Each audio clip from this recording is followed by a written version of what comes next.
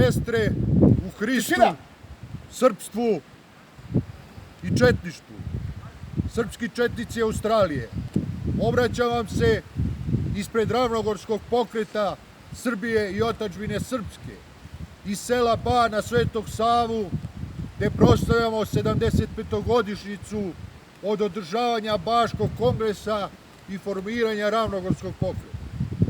Takođe koristimo priliku da vam čestitamo vašu krsnu slavu, Sretenje Gospodnje, da vam Gospod da zdravlje, sreću, bratsku slogu i ljubav i uspeha u radu. Veoma se radujemo Svetskom četničkom kongresu, koji je na vašu inicijativu, takođe i našu, vašeg predsjednika Brkljača i nas ovde u Srbiji, postignut i koji će se održati i pozvati sve svetske četničke ravnogorske organizacije da budu prisutni na tom kongresu, gde će se doneti vrlo bitne tačke za dalju sudbinu u Srbiji. Želim vam sve najlepše za vašu slavu, ugodan i prijatan ručak vašim gostima i pozdravljamo vas sa našim tradicionalnim pozdravom: Bog čuva Srbiju! Živela Srbija! Bog čuva otadžbinu srpsku!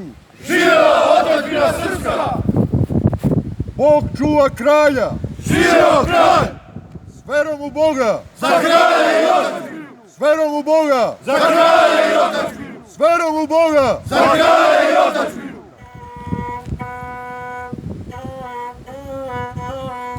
Gotovo. Ende. Proverite, jel snimljeno? Obi vila skore Romanije, da pećine Novakove nije, šta bi crkva da nije vladika, šta bi Srbine da nije četnika. Napravi koju sliku da mi izbacio posle. Ajde što ne vam.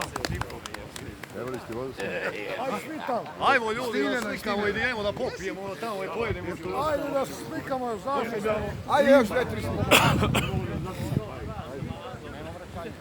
Fotografi, ajmo malo nazad pa na stranu. Idemo na nazad. Ajde, stop. Fotografi nazad pa na stranu.